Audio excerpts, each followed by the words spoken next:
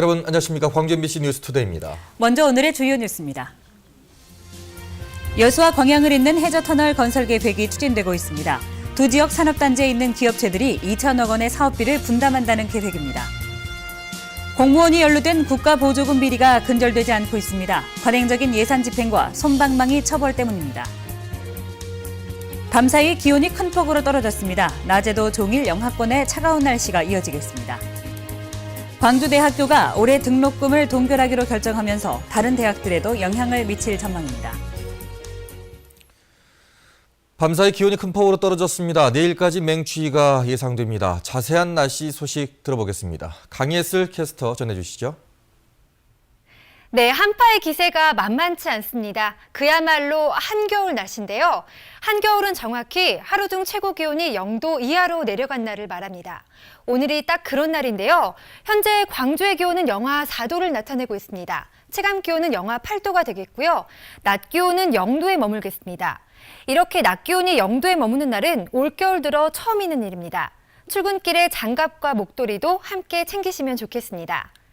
오늘 바람도 강하게 불 텐데요. 흑산도, 홍도, 영광, 여수 등에서는 강풍 경보와 주의보도 내려져 있습니다.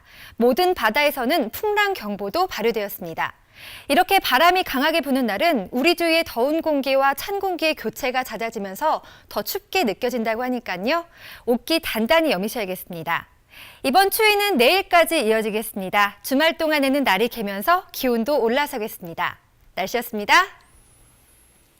제2순환도로 자본구조 원상회복 명령에 대한 항소심 선고 결과에 관심이 쏠리고 있습니다. 광주고등법원 행정부는 맥쿼리가 출자해 만든 광주순환도로 투자 주식회사가 광주시를 상대로 낸 항소심 소송에 대해 오늘 선고 공판을 진행할 예정입니다. 광주시는 1심 재판처럼 승소할 경우 광주순환도로가 오는 2028년까지 맥쿼리에 지급해야 할 이자 부담이 4,880억 원 줄어들 것으로 보고 있습니다. 이번 소송은 맥쿼리 측이 자기 자본 비율을 당초 29.9%에서 6.9%로 임의로 낮춘 데 대해 광주시가 원상회복을 명령하면서 비롯됐고, 소송 결과는 맥쿼리가 투자한 전국 12개 사업장에도 영향을 미칠 전망입니다. 여수 석유화학산단과 광양 철강산단을 해저터널로 연결하는 사업이 추진됩니다. 양쪽 산단에서 나오는 가스들을 교환해서 서로 부가가치를 높일 수 있는 계획이 구체화되고 있습니다. 박광수 기자의 보도입니다. 포스코 광양제철소의 주요 공정에서 주로 발생하는 부산물은 일산화탄소와 수소. 그런데 이 가스들은 여수 국가산단의 석유화학 공장들에는 주요 원료가 되는 물질들입니다. 반면 석유화학 산단에서 부생가스로 발생하는 질산이나 가성소다는 포스코의 제철 공정에서 주요 원료가 됩니다. 이 두 가지 재료를 서로 교환해서 사용할 수는 없을까? 포스코와 한화케미컬, 휴캠스 등 양측 산단 5개 기업이 합의한 여수 광양 간 해저터널 건설 계획은 이 같은 발상에 근거합니다. 양측 산단을 잇는 4km 거리의 바다 및 터널을 뚫어 각자의 부산물을 서로 교환하자는 겁니다. 참여업체들은 터널이 가동될 경우 당장 원료비와 가스 운송비 등 한 해 1,200억 원을 절감할 수 있을 것으로 예상하고 있습니다. 이게 과연 이익이 날 거냐, 그거에 대해서 검토해보는데 현재까지는 모든 업체들이 다 충분히 가능성이 있다. 이 같은 방안은 특히 해외 경쟁업체들에 대응하기 위한 불가피한 선택이기도 합니다. 최근 미국과 중국에서 셰일가스 등 값싼 원료를 이용해 제품 원가를 큰 폭으로 낮추고 있기 때문입니다. 우리가 조그만 아이디어를 내면 되고, 또 정부 입장에서는 민간의 아이디어에 대해서 조금 더 지원해주면 되는 거기 때문에.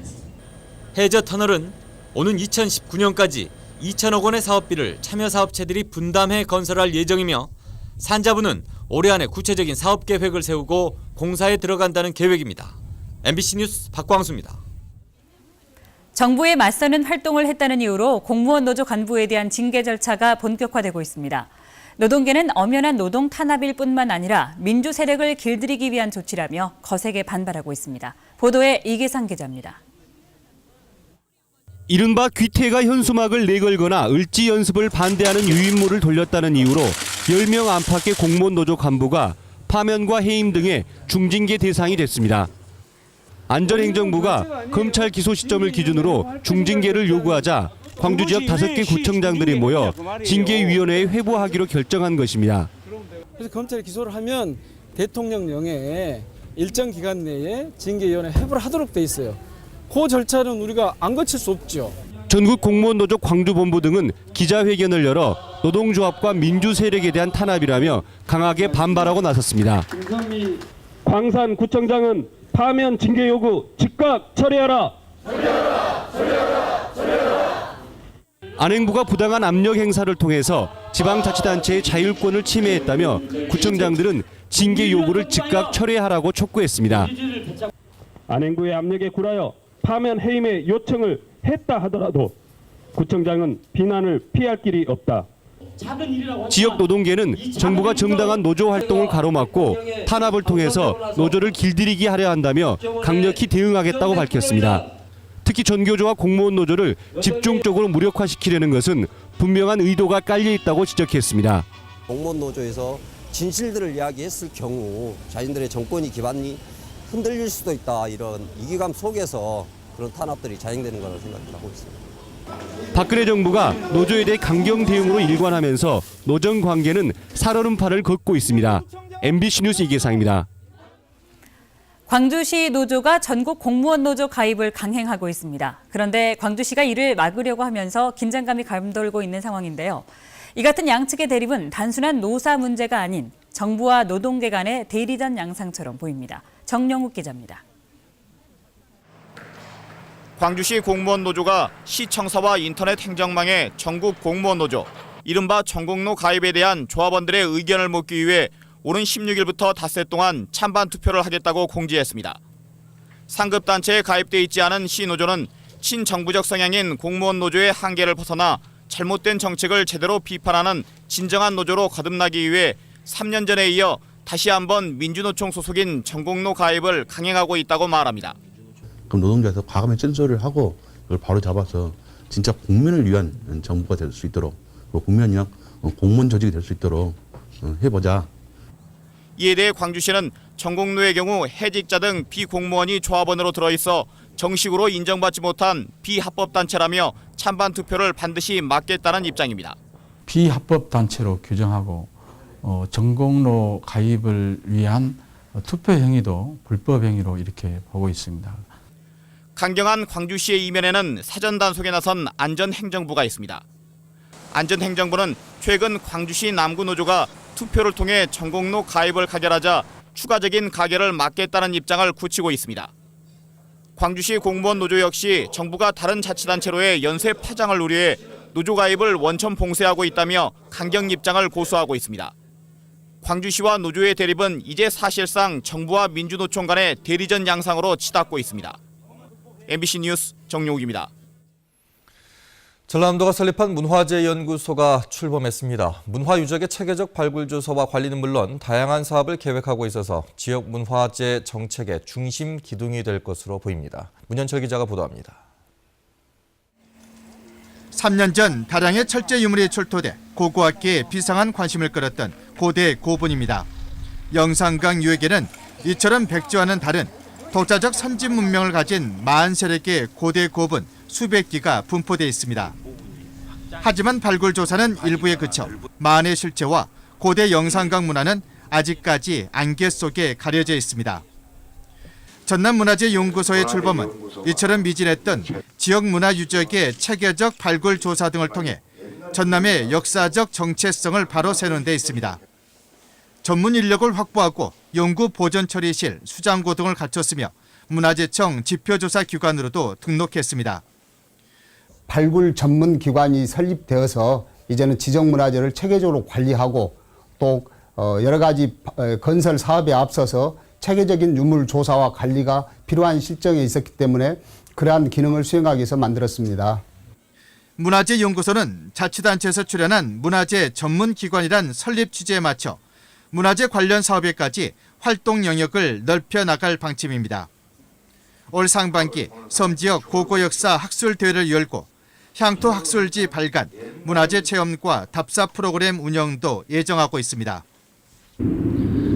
전남은 국보 20개와 보물 167개 등 1,100여 개의 중요 문화재를 보유하고 있습니다. 문화재연구소는 이들 문화재의 지킴이로도 나서게 됩니다. MBC 뉴스 문현철입니다.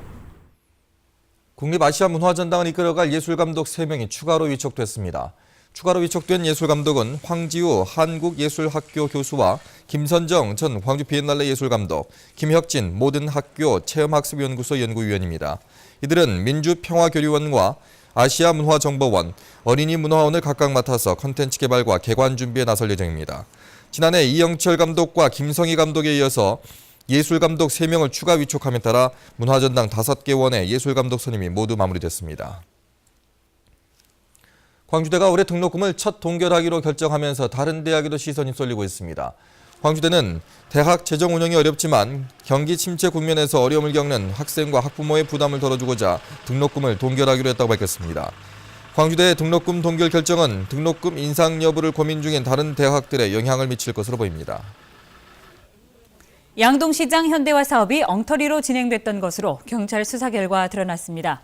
계획보다 공사 자재를 덜 쓰거나 아예 공사를 하지 않았는데도 국고보조금이 업자들의 통장으로 들어갔습니다. 취재의 송정근 기자입니다. 양동시장 바닥에 미끄럼 방지용 빨간 아스콘이 깔려 있습니다. 보기엔 멀쩡해 보이지만 이것들은 설계 기준보다 더 얇게 깔린 것들입니다. 자재를 정상으로 쓰지 않은 탓에 공사가 끝난 지 얼마 되지 않아 곳곳에서 깨짐 현상이 나타났고 업체는 부랴부랴 땜질을 해야 했습니다. 아스팔트 간 곳은 뜬 것이 없어요. 근데 세면을 간 것은 좀 떴거나 안 그러면 우리 같은 경우는 다 보면 이제 세면인데 거기는 안에 습기가 있는 쪽은 좀 뜬 부분이 많이는 없는데 아스콘이 얇아진 만큼의 차액은 고스란히 시공업자 통장으로 들어갔습니다. 이뿐만이 아닙니다. 맨홀 뚜껑을 새 것으로 교체하겠다고 해놓고 공사는 아예 하지 않았습니다. 맨홀 뚜껑 이건 언제 그러면? 얼마 안 돼요, 간지. 업자들이 이토록 마음 놓고 장난을 칠 수 있었던 데는 공무원들의 묵인과 방조가 있었기에 가능했습니다. 서구청 공무원들은 시공업자가 불법 하도급을 하는 사실을 알면서도 이를 묵인했고 전문성 부족과 바쁘다는 이유로 현장 확인을 하지 않았습니다. 공무원들은 혐의를 부인하고 있습니다. 묵인은 할 수가 없잖아요. 지금 세상에 어떻게 공무원이 묵인하고 묵인했다면 뭘 대가를 받고 봐주는 건데 진짜 내 명예를 걸고 그런 일은 있을 수가 없어요 지금은. 정부는 전통시장 현대화 사업에 해마다 1,500억 원 이상의 지원금을 주고 있고 여기에 광역단체와 기초단체 지원금까지 더하면 해마다 수천억 원의 보조금이 들어가고 있는 형편입니다. 공사가 잘 진행되고 있는지 관리 감독해야 할 책임이 있는 구청이 자신의 역할을 제대로 하지 못하면서 국민의 혈세가 줄줄 새고 있습니다. MBC 뉴스 송정근입니다. 줄줄 새는 국고보조금 비리가 끊이지 않고 있습니다. 그리고 이런 비리에는 늘 공무원이 연루돼 있습니다. 왜 이렇게 매번 같은 방법으로 일어나는 비리를 근절하지 못하는 것인지 김인정 기자가 알아봤습니다. 수법은 대부분 비슷합니다. 보조금을 빼내는데 담당 공무원이 연루돼 불법과 탈법을 눈감아줍니다. 이번 전통시장 시설 현대화 사업 비리에서도 공무원이 불법 하도급을 눈감아줬지만 이번에도 몰라서 그랬다고 둘러댑니다. 그래서 이제 한두 번 알고 저는 공사하지 그게 이렇게 뭐 불법 하도급이라든지 그런 거는 저희들이 알 수가 없죠. 한국노총 보조금 집행에는 이런 일을 막기 위해 유리알 카드가 사용됐지만 공무원들이 간이 세금 계산서를 모른 척 넘어가주면서 1억 5천만 원이 새나갔습니다. 심지어 불법 화물차 비리 사건에서는 담당 공무원 한두 명에게 뇌물 약간을 주고 100억 원이 넘는 유가 보조금을 가로챌 수 있었습니다. 작년 한 해 광주에서만 42건의 국가보조금 비리가 있었고 여기 연루된 공무원은 9명입니다. 주로 보면은 금품이나 향응 수수에 그 일을 봐주는 걸로 공무원들이 그렇게 현재 지금 저희들이 수사 진행상 보면 대부분 그런 식으로 비리에 관련되어 있습니다. 이러다 보니 한 시민단체가 광주시가 2년간 지원한 민간 지원 예산을 정산한 결과 영수증이 제대로 일치한 경우가 3.2%에 불과했습니다. 이렇게 부정부패의 고리가 끊기지 않는 데는 법규를 무시한 관행적인 예산 집행과 아랫선에만 한정된 솜방망이 처벌이 한몫하고 있습니다. 가장 최하위직만 기소하고 나머지 끝내버려요. 그러면 이것이 무슨 의미가 있겠냐라고 하는 게 지도감독의 윗선을 올라가지도 않는다면 먼저 차지하는 사람이 임자라는 말이 있을 정도로 지금까지 허술하게 관리되어 온 국가 보조금. 지금이라도 어떻게 쓰였는지에 대한 검증 체계를 세워야 한다는 지적입니다. MBC 뉴스 김인정입니다. 영산강 유역환경청은 지난해 122건의 환경법 위반 사례를 적발해 고발 조치했습니다. 위반 적발 사례는 수질 33건, 대기 27건, 폐기물 24건, 가축분뇨 20건 등입니다. 영산강 환경청은 기업과 지자체 등을 대상으로 준법 활동을 강화하고 환경법 위반 사례집을 제작 배포할 계획입니다.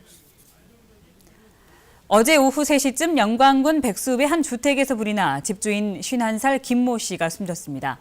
불은 소방서 추산 500만 원의 재산 피해를 내고 10분 만에 꺼졌습니다. 경찰과 소방당국은 김 씨가 평소 술에 취해서 지냈다는 이웃의 진술을 토대로 불이 난 주택에서 미처 빠져나오지 못해 사망한 것으로 보고 정확한 화재 원인을 조사하고 있습니다. 광주 북부경찰서는 흉기로 편의점 직원을 위협한 뒤 현금을 빼앗아 달아난 혐의로 37살 박모 씨 등 3명을 붙잡아 조사하고 있습니다. 박 씨 등은 지난달 11일 새벽 3시 30분쯤 광주시 북구 양산동의 한 편의점에 들어가 흉기로 편의점 주인 48살 윤모 씨를 위협한 뒤 현금 23만 원을 빼앗아 달아난 혐의입니다. 경찰 조사 결과 박 씨 일당은 애초에 금은방 강도 행각을 벌이기 위해 인터넷 사이트를 통해 만났지만 금은방 대신 편의점을 범행 대상으로 삼은 것으로 드러났습니다.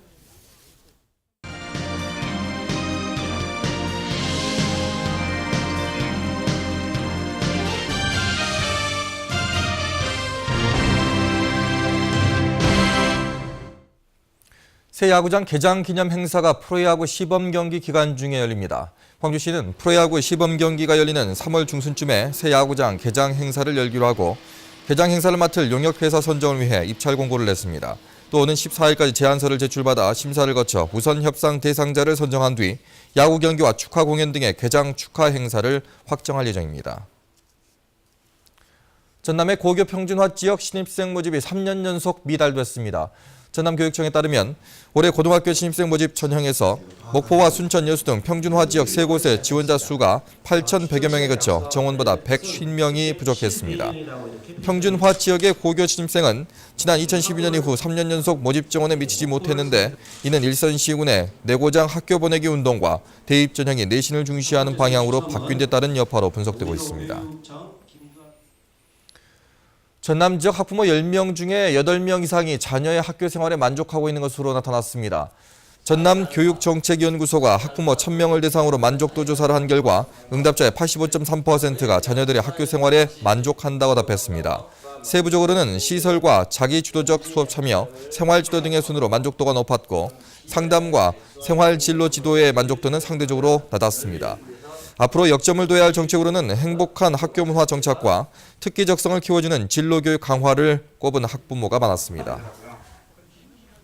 다음은 희망 2014 이웃돕기 성금을 보내주신 분들입니다.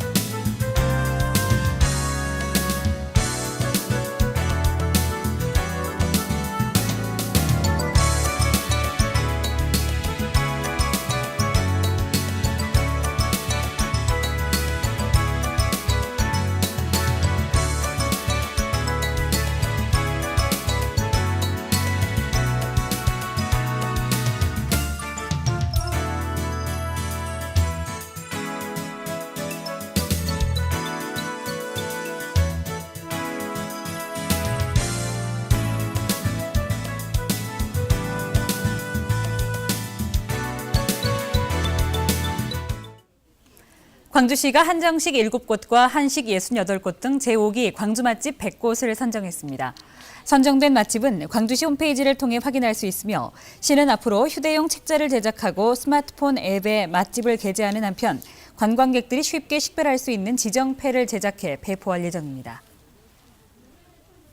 호남권 코트라 지원단은 오늘 광주 김대중 컨벤션 센터에서 2014년 세계시장 진출 전략 설명회를 엽니다.